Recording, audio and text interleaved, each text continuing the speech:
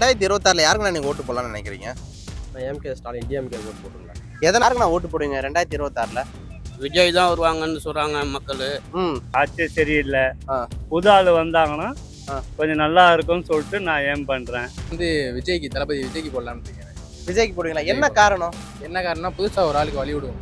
இல்ல நான் நிறைய 2 கட்சி மாறி மாறி ஆட்சி பண்ணிருக்கு, புதுசா ஒரு ஆளுக்கு வழி விடுவோமே. 2026ல யாரு நான் வெற்றி பெறணும்? விஜய் தான் வெற்றி பண்ணணும். ஏன் விஜய் எதுக்கு வரணும்? ஏன்னா எல்லாம் வந்து பழைய ஆளுங்களாம் வந்தது வந்து இப்போ வந்து ஏடிஎம்கே வந்ததுலேருந்து அவங்களும்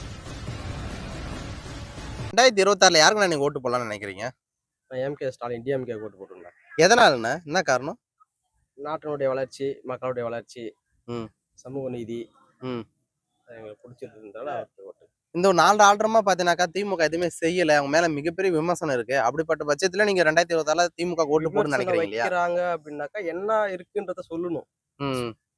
என்ன பண்ணல அப்படின்றத சொல்லணும். ம். எதனால அது விமர்சனம் வைக்கிறாங்கன்றதையும் சொல்லணும். நீட் தேர்வு பார்த்தனாக்கா நான் ஆட்சிக்கு வந்த உடனே பார்த்தனாக்கா நம்ம தான் அதுக்கு நம்ம எடுப்புன்னு சொன்னாரு. இந்த வரைக்கும் பார்த்தா நீட் தேர்வு பார்த்தா ரத்து செய்யப்படல. அவர் தான் சொல்லிட்டாரு, அவங்களுக்கு ஒரு நம்பிக்கை இருந்துச்சு. ம். மத்தியில காங்கிரஸ் கூட்டணியில திமுக ஆட்சிக்கு வந்தாக்கா ம். அத ராகுல் காந்தி கிட்ட சொல்லி நம்ம அதை நீட்டிடலாம் ம். அப்படின்ற ஒரு நம்பிக்கையில அவங்க சொன்னாங்க. ம். மத்தியில 3 தடியா ஆட்சிக்கு வர முடியல பிஜேபி இது காங்கிரஸால. ம். ஆனா அது நிலுவையில இருக்கு. ம். சட்ட போராட்டம் பண்ணிருக்காங்க. ம்.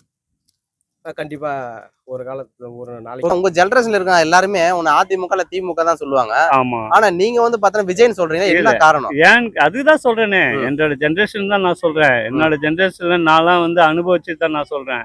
இவங்க வந்தாலும் நாங்க கஷ்டம் தான் படுறோம், அவங்க வந்தாலும் எல்லாமே இதுதான் பண்றாங்க. என்னென்னலாம் கஷ்டப்பட்டீங்க? இப்ப நான் வந்து புது ஆள் வந்தாங்கன்னா ஆ. கொஞ்சம் நல்லா இருக்கும்னு சொல்லிட்டு நான் ஏம் பண்றேன். ஆனா விஜய் தான் வரணும்னு சொல்லிட்டு கொஞ்சம் ஏம்ல. இல்ல உங்க கேப்ப பிஜேபி ஆட்சியில அங்க இருக்கு, மத்தியத்துல இருக்கிறதுனாலதான் இவங்க வந்து பார்த்தா சொன்னாங்க அதனால காங்கிரஸ் வந்து ஆட்சிக்கு வரும், அப்ப வந்தாக்கா நம்ம வந்து அவங்க கிட்ட சொல்லி பண்ணிடலாம். நம்ம இருக்கிறவே நம்ம சொன்னா இப்ப மத்தியில பிஜேபி வந்ததுனால பண்ண முடியலன்னு சொல்ல வரீங்களா? சோ ஓகே, நான் 2026 இதே நிலைமை தானே இருக்க போகுது. அவங்க அப்பா வாக்குறுதி இந்த வாக்குறுதி கொடுப்பாங்களா? இல்ல அப்போ அதை தவிர்ப்பாங்கன்னு நினைக்கிறேன். ஆனா அதை தான் சொல்றேனே, ஃபர்ஸ்ட் மறுபடியும் இப்ப பிஜேபி இல்லாம காங்கிரஸ் வந்துச்சுன்னா அது முயற்சி பண்ணுவாங்க. சரி ஓகே. நிறைய பேர் நான் குறை சொல்றாங்கனாக்கா இன்னும் கொள்கையே பார்த்தனா சரியான ஒரு முறையில தெரிவிப்பதில்ல. எல்லா கொள்கையும் இல்ல, எல்லா கொள்கையும் இல்லையா? ஓகே, நான் இப்ப அவங்களுக்கு என்ன சொல்ல விரும்புறீங்க? என்ன சொல்லணும்னா புதுசா வரவங்களுக்கு வழி விடுவோம், புதுசா வரவங்களுக்கு வழி விடணும். ஓகே, ஒரு டைம் கொடுத்து பார்க்கலாம். ஓகே. இப்ப திமுக யாருக்கு நான் ஓட்டு போடுவீங்க? நான் கலைஞருக்கு தான் போட்டுட்டு இருந்தேன். இப்ப வேற மாதிரி மாத்தலாம்னு இருக்கேன். மாத்தலாம்னா விஜய் அண்ணனுக்கு போடலாம்னு விஜய் நினைக்கிறீங்க? என்ன காரணம்? ஆக்சுவலா திமுக ஓட்டு போட்டு இப்ப வந்து பார்த்தனாக்கா விஜய்க்கு ஓட்டு போடுறீங்க, என்ன காரணம்? அதாவது சட்டம் சரியில்லாம இருக்கு. என்ன சட்டம் சரியில்லை? என்ன சட்டம் சரியில்லைன்னா எல்லாம் விலைவாசி கூடிருச்சு, எல்லாம் குறைக்கவும் இல்லை. இப்போ பூரா எல்லாம் விலையும் ஏற்றி விட்டாங்க. எல்லாம் லேடிஸ் மட்டும் நல்லது கெட்டது செய்யறாங்க, ஜென்ஸுங்க செய்யறது இல்ல. ஜென்ஸுக்கு செய்யறதே இல்ல. ஓகே, ஜென்ஸுக்கு இதெல்லாம் செய்யலன்னு நினைச்சா நீங்க என்னெல்லாம் கேட்பீங்க? எங்க காசு தானே போகுது, நாங்க தானே சம்பாதிச்சு கொடுக்குறோம் வீட்டுக்கு. என்ன எப்படி கொடுக்குறீங்க? எப்படி உழைச்சாதான் காசு. அந்த காசு இப்போ யார் தருவா? கவர்மெண்ட் எங்களுக்கு தருதா? ஒரு வேலை வெட்டிக்கு போறதுனாலும் இவங்க வந்து என்ன சொல்றாங்க, வண்டி ஓட்டிட்டு போறேன்னு வச்சுக்கோங்களேன். வண்டி ஓட்டிட்டு போறேன்னா இப்போ வந்து ட்ரிங்கிங் டிரைவிங் வந்து அப்பெல்லாம் வந்து 2000 ரூபாய் 1000 ரூபாய் தான். இப்ப 10,000 ரூபாய் இல்லைன்னா வண்டியே தரமாட்டுறாங்க. அப்படியே சப்போஸ் நம்ம என் கையில காசு இல்லை சார் சொன்னா கூட மணி பர்ஸ் எல்லாம் எடுத்து அவங்களே காசு எடுத்துக்கிறாங்க. போலீஸ்? ஆமா, போலீஸ் எடுத்துக்கிறாங்க. அப்படி எடுத்துட்டாங்கன்னா நம்ம மறுபடியும் கேட்டாங்களே மரியாதை போறியா இல்லையான்னு எங்களே மிரட்டு. ஓகே, நான் நீங்க சொல்ற மாதிரி இப்படி இருக்கலாம்னு வச்சுங்களேன்.